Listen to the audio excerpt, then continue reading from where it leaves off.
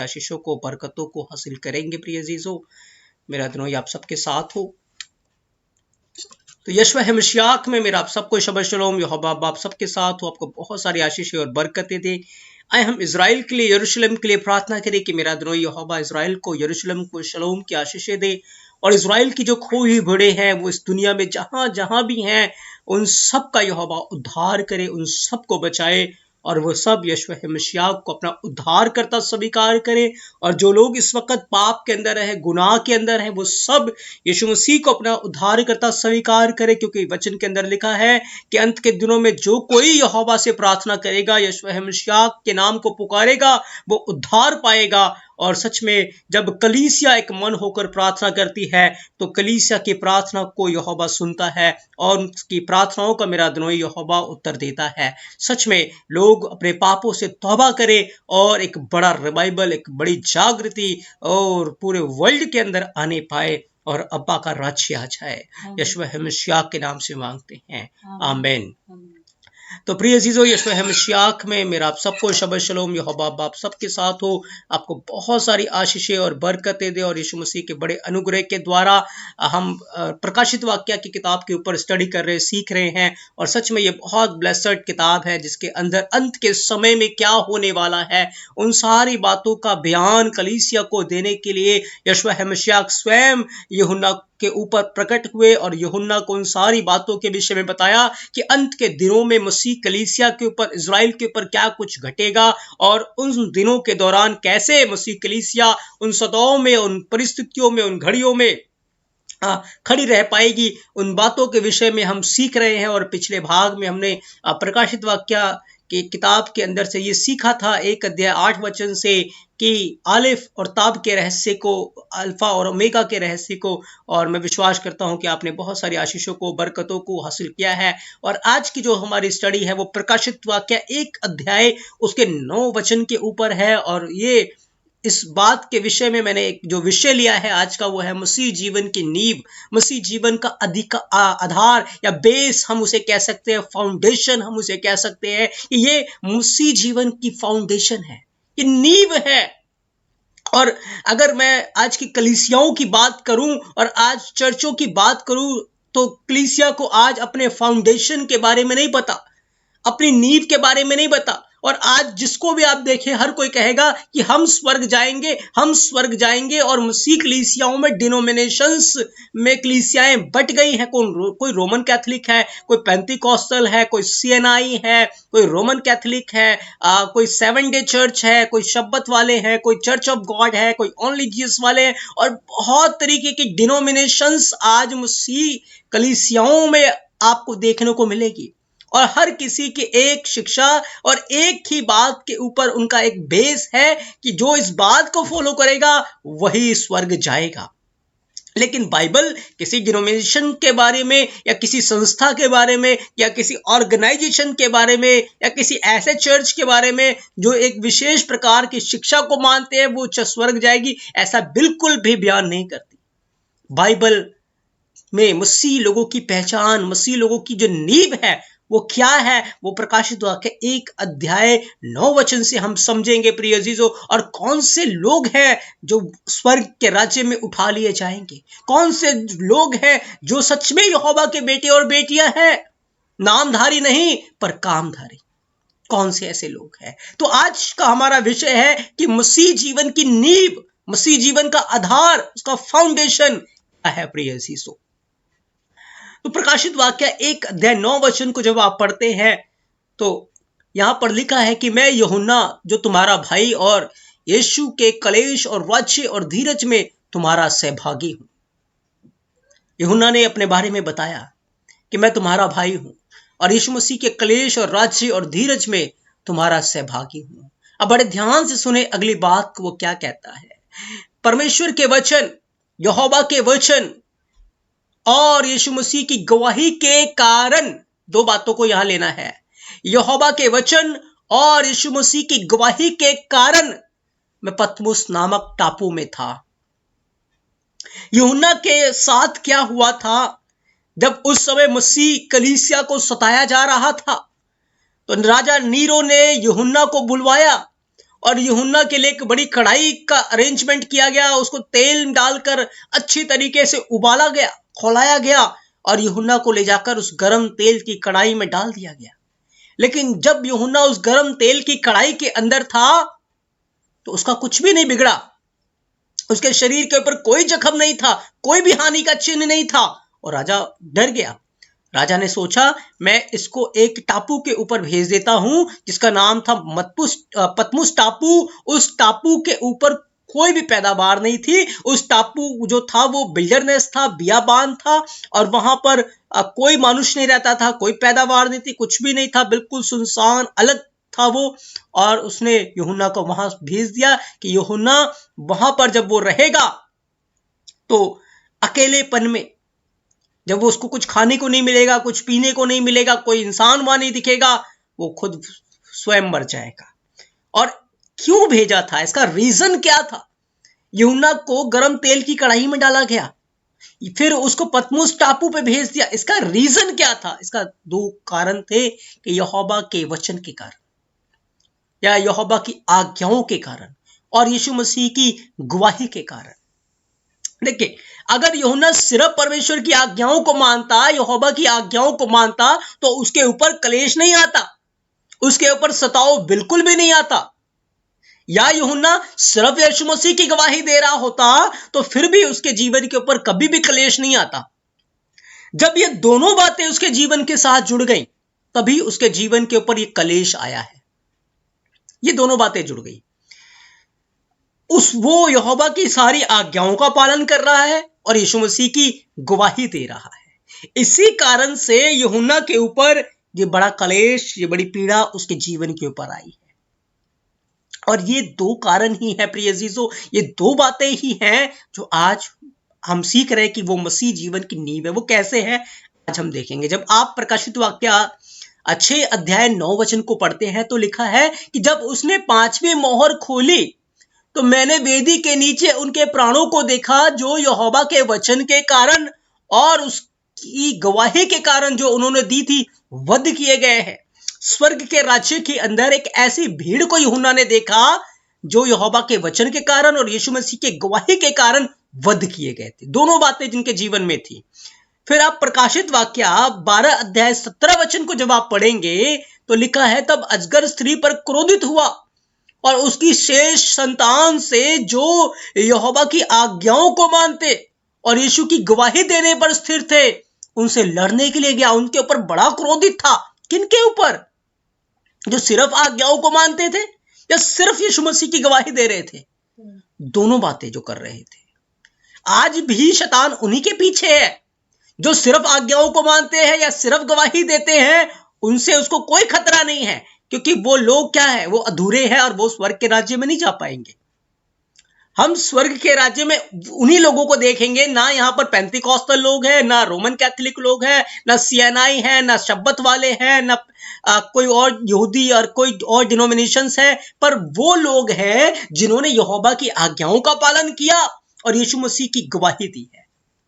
वही लोग हैं। तो शैतान भी उन्हीं लोगों के पीछे है क्योंकि उसको पता है ये लोग यहोवा के राज्य में प्रवेश कर जाएंगे। आज जो कलीसिया यहोवा की आज्ञाओं का पालन करती है, जो कलीसिया यीशु मसीह की गवाही देती है, उन्हीं के पीछे शैतान पड़ा हुआ है। उन्हीं के जीवन में क्लेश है, उन्हीं के जीवन में परेशानियां। एक और मैं वचन आपके लिए पढ़ रहा हूं। जब आप प्रकाशित वाक्य 19 अध्याय 10 वचन को पढ़ते हैं तो लिखा है कि तब मैं उसको दंडवत करने के लिए उसके पांव पर गिरा और उसने मुझसे कहा ऐसा मत कर, मैं तेरा और तेरे भाइयों का संगीदास हूं जो यीशु की गवाही देने पर स्थिर है, और यहोवा को ही दंडवत कर क्योंकि यीशु की गवाही भविष्यवाणी की आत्मा है। यहां भी एक जो स्वर्गदूत है यूहन्ना को बताया गया कि मैं भी उनमें शामिल हूं जो यहोवा के वचन की पालना करते हैं और यीशु मसीह की गवाही देते हैं। अब जब प्रकाशित वाक्य 20 अध्याय 4 वचन को पढ़ेंगे यहां पर और पिक्चर क्लियर हो जाएगी। यहां पर लिखा है फिर मैंने सिंहासन देखे और उन पर लोग बैठ के और उनको न्याय करने का अधिकार दिया गया, और उनकी आत्माओं को भी देखा जिनके सिर, याद रखिए, जिनके सिर यीशु मसीह की गवाही देने और यहोवा के वचन के कारण, दोनों बातें आएंगी। यीशु मसीह की गवाही देने और यहोवा के वचन के कारण काटे गए थे, और जिन्होंने ना उस पशु की, ना उसकी मूर्ति की पूजा की थी और ना उसकी छाप अपने माथे पर और हाथों पर ली थी, वे जीवित होकर मसीह के साथ 1000 वर्ष के लिए वो राज्य करेंगे। तो यूहन्ना ने स्वर्ग के अंदर कोई पेंटिकॉस्टल, कोई रोमन कैथोलिक, कोई और डिनोमिनेशन के लोग नहीं देखे। किनको देखा? जिन्होंने यहोवा की आज्ञाओं का पालन किया और यीशु मसीह की गवाही के ऊपर विश्वास किया। प्रिय जीसो, यही दो बातें हैं मसीह जीवन का आधार, मसीह जीवन की फाउंडेशन, मसीह जीवन का नींव। मेरे और आपकी पहचान उस कलीसिया से होनी चाहिए, उस व्यक्ति के रूप में होनी चाहिए। आप अगर अपनी पहचान किसी को बताएं तो हम वो लोग हैं जो यहोवा की आज्ञाओं का पालन करते हैं और यीशु मसीह की गवाही देने पर स्थिर हैं।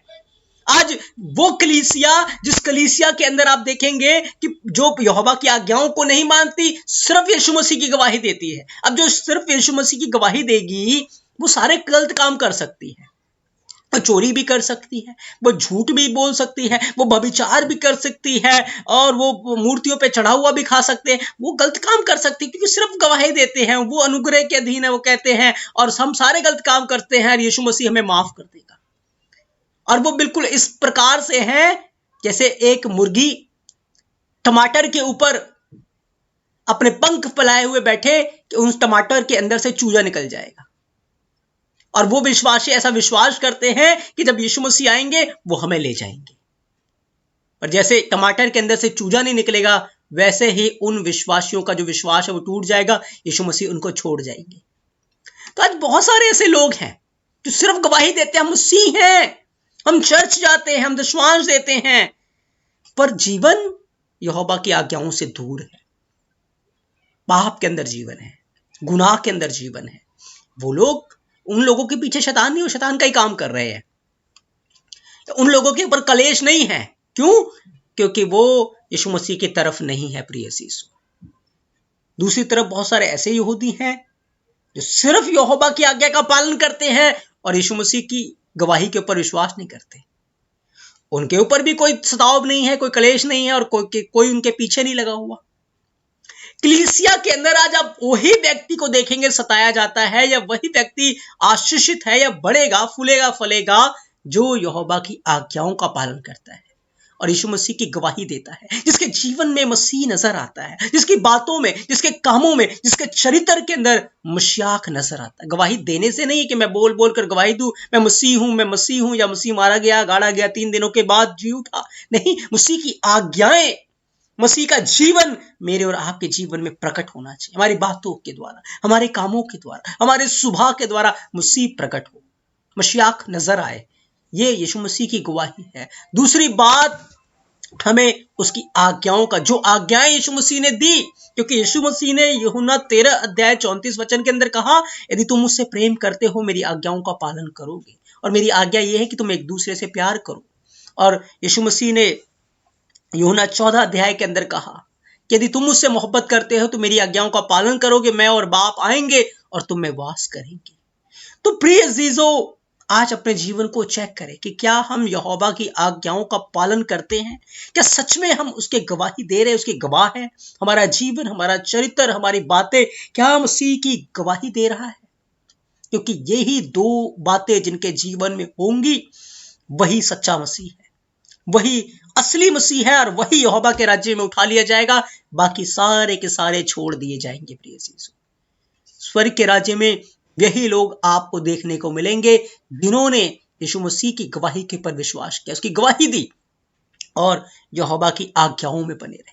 यही 2 कारण था जिसके कारण यूहन्ना पतमुस नामक टापू के ऊपर पहुंचा, और यही 2 कारण था जिसके कारण कलीसिया सताई गए। क्योंकि यीशु मसीह के समय में क्या हुआ, जो लोग यहोवा की आज्ञा का पालन करते थे, सिर्फ यहोवा की आज्ञाओं का पालन करते थे, उनके ऊपर कोई कलेश नहीं था, कोई दुख नहीं था।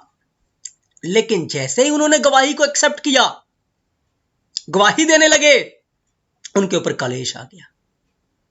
फिर हम बाइबल के अंदर देखते हैं कुरिन्थियों की कलीसिया को, गलातिया की कलीसिया को क्या किया, उन्होंने गवाही ले ली थी लेकिन आज्ञाओं को छोड़ दिया। और जैसी आज्ञाओं को छोड़ दिया, उनके जीवन ठंडे पड़ गए थे, कोई कलेश नहीं था, पाप में उनका जीवन भर गया था। प्रिय यीशु, और आज भी हम मसीह कलीसियाओं को ऐसा ही देख रहे हैं। कहीं यहोवा की आज्ञाएं नहीं है तो कहीं गवाही नहीं है। ये दोनों ही चीजें मसीह जीवन के अंदर होना बहुत जरूरी है। और इन्हीं के कारण यूहन्ना सताया जा रहा था, इन्हीं के कारण यूहन्ना के ऊपर कलेश था। और ये दो कारण जब यूहन्ना के जीवन में था तो गर्म तेल की कढ़ाई के अंदर जब उसे डाला गया, तेल उसको जला नहीं पाया। पतमुस नामक टापू के अंदर जब वो था, वो यहोवा की महिमा में उठा लिया गया। किसी को नहीं पता, वो भूखा और प्यासा नहीं मरा, क्योंकि यीशु मसीह उसके साथ थे। उन्हीं के साथ यीशु मसीह है, उन्हीं के जीवन में मसीह है, जिनके अंदर ये दोनों ही बातें हैं प्रिय अजीजों, जो यहोवा की आज्ञाओं का पालन करते हैं, जो उसकी गवाही देने पर स्थिर है प्रिय अजीजों। यही दो बातें कलीसिया के जीवन में आज होनी बहुत जरूरी है। जब आप बाइबल के अंदर शाऊल को देखते हैं, शाऊल कौन था? व्यवस्था का माहिर था, वो आज्ञाओं को मानता था, वो आज्ञाओं में बना रहता था। लेकिन क्या जब तक वो आज्ञाओं को मानता रहा उसके जीवन में कोई कलेश था, कोई सताव था, किसी प्रकार का कोई दुख था? नहीं। पर वो मसीह कलीसियाओं को सताता था। किनको सताता था? जो आज्ञाओं को भी मानते थे और गवाही भी देते थे। लेकिन जब साउल के ऊपर मसीह प्रकट हुआ और प्रेतों के काम 9 अध्याय उसके 4 से 6 वचन को आप पढ़ते हैं तो लिखा है, जब शाऊल नीचे गिर पड़ा और बड़ी ज्योति उसके ऊपर आ गई और उस ज्योति में से आवाज आई, है शाऊल तू मुझे क्यों सताता है? उसने कहा, अदोनी आप कौन हैं? उसने कहा, मैं यीशु नासरी हूं जिसे तू सताता है, मैं यीशु नासरी हूं। तो यीशु मसीह ने अपने आप को जब शाऊल के ऊपर प्रकट किया तो शाऊल ने क्या किया? यहोवा की आज्ञाएं तो उसके पास थी, उसने मसीह की गवाही देना शुरू कर दिया कि मैंने मसीह को देखा है, मैंने मसीह को देखा। उसके जीवन से, उसके कामों से मसीह नजर आने लगा। और जैसे ही उसने आज्ञाएं तो उसके पास थी, गवाही को भी अपने जीवन में ले लिया और गवाह बन गया, गवाही देने लगा। तो उसके बाद हम देखते हैं क्या हुआ, उसके जीवन के ऊपर सताओ का सिलसिला शुरू हो गया। अपने लोग उसको सताने लगे, यहूदी लोग उसे सताने लगे, अन्य जाति लोग उसे सताने लगे। कितना उसको सताया, कितना उसने दुख सहा। किस कारण? सिर्फ 2 बातों के कारण, यहोवा की आज्ञाएं और मसीह की गवाही। ये 2 बातें थी। और उसने जब अपने दुखों का बयान किया तो 2 कुरिन्थियों 11 अध्याय को जब आप पढ़ेंगे तो पौलुस ने बताया कि उसने कितना दुख सहा है, कितनी पीड़ा सही है, सिर्फ इन 2 बातों के कारण। जब वो अन्य जाति में रहता था, अगर सिर्फ वो गवाही देता, क्योंकि हमें गवाही देने का अर्थ क्या है? सिर्फ मसीह की गवाही दी कि वो मारा गया, गाड़ा गया, 3 दिनों के बाद मुर्दों में से जी उठा, खत्म। बाकी वो अपनी परंपराओं को फॉलो करे, जैसे आज भी लोग करते हैं, सारे वही काम करें। वो सब जो वो सारे काम करेंगे तो वो आज्ञाओं से फिर जाएंगे, आज्ञाएं नहीं मानेंगे, तो फिर कोई उन्हें सताता नहीं, कोई उन्हें दुख नहीं देता। लेकिन उसने दोनों काम किए।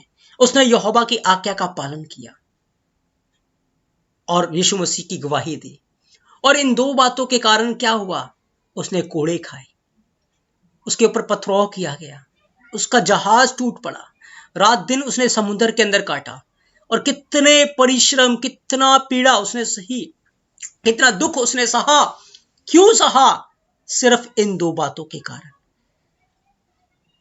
अनगिनत लोगों के सिर काटे गए। किस कारण से? मसीह की आज्ञाएं और उसकी गवाही के कारण। यूहन्ना ने एक बड़े भीड़ को स्वर्ग में देखा। कौन सी भीड़ थी? जो यहोवा की आज्ञाओं का पालन करती थी और मसीह की गवाही देती थी। न पेंतीकोस्tal वहां थे, न शब्बत वाले थे, न सियानाई थे, कोई भी वहां चर्च का जिक्र नहीं आया कि ये वहां की कलीसिया है, वहां की कलीसिया नहीं। वहां वही भीड़ थी जिन्होंने यहोवा की आज्ञाओं का पालन किया है, जिन्होंने मसीह की गवाही दी है। वही लोग जीवित होकर न्याय सिंहासन पर बैठ गए और उनको न्याय करने का अधिकार दिया गया और वो यहोवा के साथ उसके सिंहासन पर बैठकर न्याय करने लगे। प्रिय यीशु, आज हमारा जीवन कहां पर है? हमें अपने जीवन को चेक करना। अब तक हमें इन बातों का नहीं पता था, लेकिन आज जब हमें पता चला है तो हम सीरियसली इन सारी बातों को अपने जीवन में लें प्रिय यीशु, और हम अपना शेष जीवन यहोवा की आज्ञाओं में और यीशु मसीह की गवाही देने में व्यतीत करें, क्योंकि आने वाले दिनों में हो सकता है हमारे भी सिर काटे जाए, हमें भी गर्म तेल की कढ़ाई में डाला जाए, हमें भी गोलियों से भून दिया जाए, या हमें भी सिर कलम कर दिया जाए, सिर काटे जाए, कुछ भी हो सकता है। किनके साथ होगा? जो यहोवा की आज्ञाओं का पालन करेंगे और जो मसीह की गवाही देंगे। पर याद रखिए, मसीह ने कहा तुम्हारे सिर के सारे बाल गिने हुए हैं, कोई तुम्हारा बाल भी बाका नहीं कर सकता।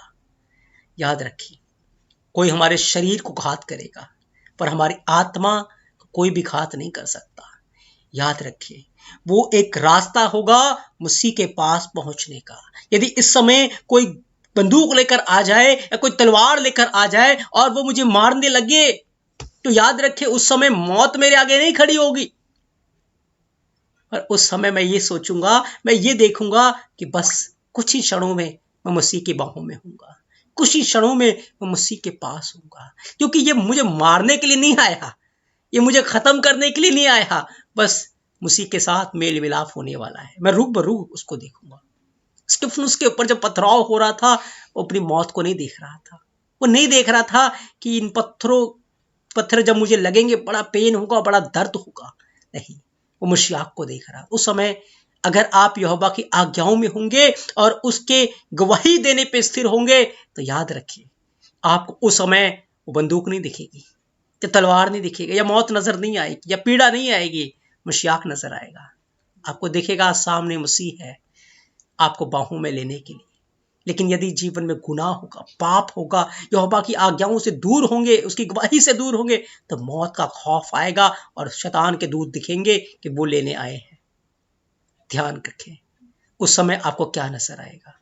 इसलिए प्रिय यीशु, अपने जीवन को मसीह की आज्ञाओं में और उसकी गवाही में लौलीन कर दीजिए।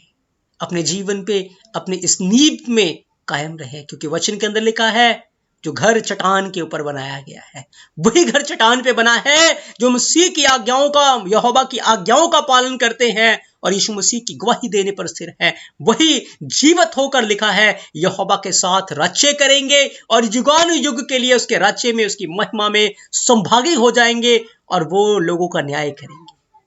मेरा अदोनाई अपने इस पवित्र वचन के द्वारा आपको बहुत